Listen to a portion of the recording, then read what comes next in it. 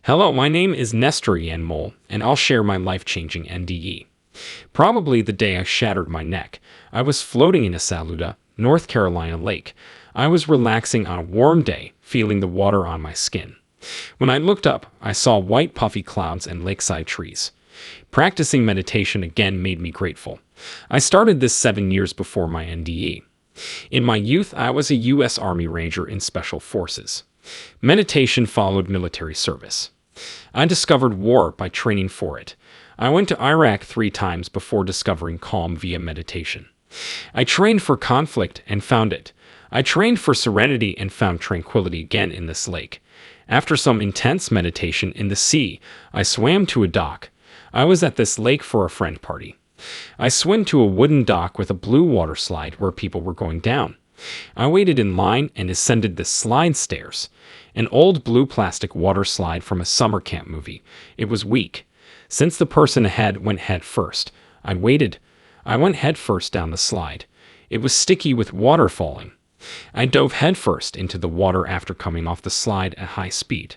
I swept my arms back, but I probably just had time to get my hands away from my face before hitting the lake bottom. I didn't realize that region was only 2 feet deep. The person before me must have known, but I hit the sand and pebbles, breaking my neck.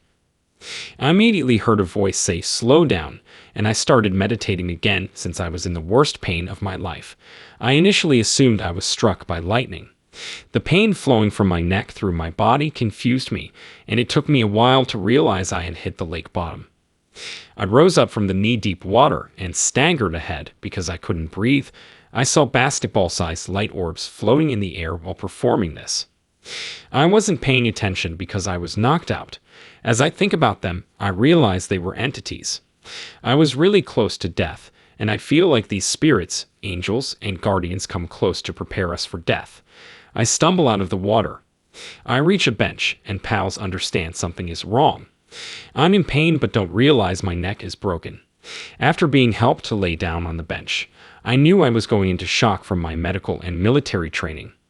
I had to lie down and raise my feet. The voice within me whispered, "You have to go now." I informed everyone within earshot, "I have to go now." I tried to use my arm to push myself up off the bench and sit up. I discovered I was partially paralyzed on one side since I slid off the bench face first onto the gravel instead of pushing myself up. Around me, there was noise. I felt hands beneath my armpits lifting me to a car. They took me to the hospital in the automobile. About 40 minutes to drive. After scans at the hospital, I was told I had a severely broken neck. After crushing my vertebrae, if the automobile stopped quickly, I would have perished without a head. I was informed I required a team for emergency surgery. I had to stay in the hospital overnight for a complex surgery. The surgery was the next day. It sounds terrible, but I was practicing meditation, as taught by teachers and monks in monasteries, by observing my body's sensations and trying not to resist or crave them. It changed as I did it. I was able to endure the fire burning my body. I liken it to wave riding. Surfing a wave elevates you above this energy, which is euphoric. The wave tumbles you, which is terrible. I experienced acute neck discomfort that spread throughout my body. It was a huge transformation, not suffering. Morphine was provided, but I declined. I want to be with this anguish, especially if I die. I must pay close attention to my last breath. I focused on my breathing, the agony, and lying in this hospital room. After 2 hours, it was excessive. The pain overwhelmed me. I crashed off the surfboard and was writhing in pain. I couldn't handle the intensity. I answered, "Yes, okay, I'll take morphine." Then something unusual happened. The nurse seemed to dim the lights progressively while I was on the stretcher. I felt like I was being sucked into a reverse tunnel. I understood, I'm actually dying. My heart stopped because I was too weak to manage the abrupt morphine rush. On the monitor behind me, my heart rate dropped. After seeing nurses running into the room from the end of a growing tunnel, I became really afraid. However, when they rushed into the room, their dread and mine flowed over me and revived my energies. Returning to my body from the tunnel was a feeling. That was when I started leaving and having the near-death, out-of-body experience. Another would follow the next day. In preparation for surgery the next day, I laid on the stretcher with a neck brace. In 2020, during COVID-19, my mask kept falling over my eyes due to the neck brace. I felt constrained. I felt like I was in a box and could only meditate. Perhaps the smallest meditation cell or room I've ever entered. I asked the nurses where my body would go after they removed the mask. This again resembled my lake-talking voice. I said, "No, it's very important that I know exactly where my body goes." They said, "Okay, we're going to take you down the hallway, take you to this elevator, take you up to this floor, and take you to this room. And then we'll begin surgery. And then we'll bring you back down, and to wake up in the same room." I signed with my Ampera. Let me drink water quickly. After they gave me the sedative, I remember being out of my body and standing at a doorway. The portal floated in space and the void. The sky was black, but stars were visible. 6 tall light entities stood in front of me, maybe 11 feet tall. The entryway was around 15 feet tall, according to me. I was completely out of my body, and these beings were wise. We ended a lengthy talk. I didn't remember what they showed me or what we talked about during the 6-hour procedure. An odd thing happened following surgery. I remembered more. What you see behind me is something I'll explain in a second, but it's the vision they gave me, which I'm supposed to share with as many people as want to see it. At a doorway, I spoke to these beings and reached an accord. The first part of the deal was that you won't remember anything we've discussed or seen, because if you do, you'll never stop talking about it. The second agreement required work. After returning home from the hospital, I began to understand my task and mission. As I stand at the threshold, I see these magnificent bright beings with a dark center due to energy. I can only see their glowing edges because my spiritual vision wasn't high enough to view them. A white light at their periphery turned tranquil blue. The one standing forward had a macho aura. He was talking to me, but he was surrounded by 5 other entities, some feminine, some male, all intelligent and caring, and all preparing me for something. I had no idea what that was. We said farewell and concluded our conversation. After receiving the agreement, my spiritual body turned away from them, and I began moving back down a tunnel or space toward Earth. I soon saw my body on a stretcher. I ran but felt like rubber, a pinwheel, or a rainbow energy fan. I suited to this rainbow-bodied entity here. So I moved toward my stretcher-bound body. I felt exhilarated and calm. I then regained my body. Immediately, I opened my eyes and moved my hands and feet. I was so pleased to find I wasn't dead or disabled. The nurses said, "Okay, settle down. You just came out of surgery. You have to relax." Relaxed my body. After 3 days in the hospital, I went home. I was immobile during my hard rehabilitation. However, a month after I went home from the hospital, these creatures' work or mission began to manifest. Even though I'm not an artist and a former military member, I wanted to stitch and embroider a miniature rose. This was done on a tiny piece of fabric in the center of this tapestry. I never stitched before, but as soon as I started, I felt joy, calm, and love. While sewing, I smiled and was delighted. A little dog, a tree, flowers, a butterfly, and additional fabric were added once the rose was finished, and I kept sewing. I began to see some of the visions these beings had shared with me and recollect my time as a Buddhist monk in Sri Lanka. It's odd because I recently flew to Sri Lanka to a lagoon island I recall from my past life. My former monk self was Nimali, which I use now. As a former British soldier in World War II, I read Buddhist texts that inspired me to become a monk. In this lifetime, while in Iraq, I read Buddhist texts that inspired me to meditate and begin the path to becoming a Buddhist monk. This lifetime, I returned to Sri Lanka. Poga's Dua, or Coconut Island, in Calcutta was my destination. I reached this island in a small rowboat, walked barefoot, and encountered a Buddhist monk. He asked, "What are you doing here?" I said, "Well, I've been sewing a tapestry. I can remember being a monk in a past life, and I remember being here on this island." He said, "Well, I also remember being here in a past life, and I remember being your teacher." It was a strange moment of recognizing multiple lifetimes and understanding that we live a human life, leave the body, and sometimes return. I also realized it's different, therefore, even as a soldier, I'm different. I have new energy and will be different tomorrow. As I started sewing in Asheville, North Carolina, early after my neck accident, I felt impelled to come to Costa Rica, where I am now. I connected with the land and sewed. I remembered something I saw when I left my body as I sewed on the beach amid the palm trees. NDE survivors sometimes believe they visited the Akashic Records or a Hall of Records. Many people can stare at these huge bookshelves, which often go on forever, and pick a book to see a past life. Some people can enter the tapestry room, perhaps because they're artistic or less bookish.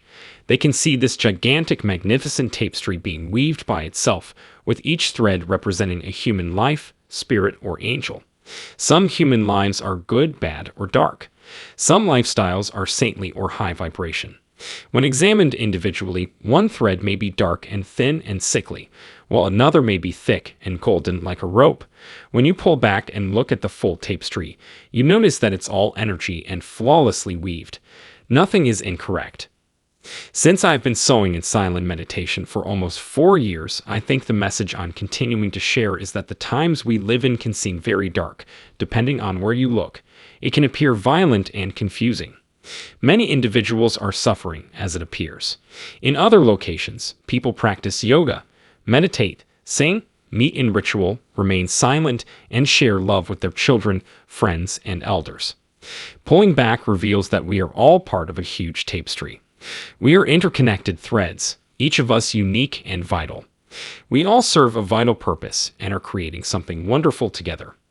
We can't always notice something in the actual body due to a restricted perspective, but after near-death experiences and leaving the body, we have a broader perspective. We don't have to die or come close to death to see this. In stillness, we may enjoy it more peacefully. I suppose the future message is to not be fearful, that we're all where we need to be and chose to live. If you're watching this, you're in a human body experiencing your own unique experience, which is perfect. We all contribute to the planet's healing, which we all know it needs. I view the future optimistically. I expect more damage and violence, but also beauty, healing, and unity. I also expect many people to switch off their phones and assemble in person to share energy. I suspect we're also going to revive certain skills we forgot we had, like healing each other and ourselves. Being in nature, in the forest, oceans, rivers, and lakes, and connecting with its tranquility is one of the most essential things we can do now and in the future. Because nature changes at the correct speed with the world, tree and water vibrations are changing. Reconnecting with the wild world helps us anchor ourselves so we don't get caught in the current of global nastiness. I think imagining the world as a body is a useful analogy. Wars and destruction can leave cities like scabs on the planet. Nature can be seen as the planet's mending skin regrowing. If we just see the wounds, we'll think the world is sick. If we ignore the wounds and focus on nature, trees, and little gardens, we can rebuild the skin and ground. Ultimately, I want to represent a serene garden. A small lizard is funny. I believe the planet is a vast garden where we all reside. We can all help beautify our communities. We can always grow flowers or plants, which bring serenity to others. The garden can also be turned into concrete, roads, metal, and factories, which is ugly. Seeing it makes people anxious. It may not be the best use of the garden to fill it with cell phone masts and twitchy vibration that produces worry. Since I'll always sew, I think of it as a quiet garden. I think more people seeing the world that way will help heal the globe faster and recognize that the planet, Earth, universe, and galaxies are ordered. Sickness comes and goes, and Earth heals. As we tune in, meditate, and become quiet, we will know exactly what we can do to heal ourselves, our family, our friends, and our small portion of the garden and share its beauty and peace. My future outlook is optimistic. It's dark times, but I liken it to an addict who hits rock bottom, wakes up, becomes fit and clean, and inspires others. I think the planet is doing that now. I believe the planet is healing and uplifting. Our healing will inspire others. Do I feel, see, and hear these 6 entities I met? Do they have a message for the future? Considering that question gives me mild thrills and a wonderful feeling. I constantly feel them, especially when I'm talking to a friend or family member and the energy is pleasant. I sometimes see them, They look like diamond-sized lights hovering in the air to me. I often see it floating over my conversation partner's head. They sometimes appear when I'm stitching alone. I'll see a flash of light to signal their proximity. They seem as light, a concentrated point of energy, for a moment because they don't have physical form and we're in 3 dimensions. It's good to feel their presence. I hear the first message for the future. It's not the end. Not the end of the world. We're at a pivotal period of enormous transition, and the beauty and transformation ahead are nearly beyond our imagination for good cause. Being peaceful helps us align with this beauty. The most important thing is to sit down, fold in a tranquil position, close our eyes, and be alert. Be aware without rejecting anything or wanting the moment to change. The future looks positive and natural. Every person has the strength, spiritual power, love, and connection to source they need to survive and continue. We're here for a cause. We live in a period that gives me chills, but look how we connect. I'm a random Costa Rican guy sewing. We used to only view news video from serious media institutions, and the stories were developed to make money or sell a particular version of world events. However, as more of us awaken and recognize that our main purpose in life is to love, spread love, and be peaceful, sharing these messages reignites that strong, good spiritual energy, and the connections develop quickly. Serendipity grows swiftly. Meditation doesn't take forever. Sitting quietly takes 1 moment. These beings of light I met told me that spiritually, things will continue to rise and that we're here to learn and grow.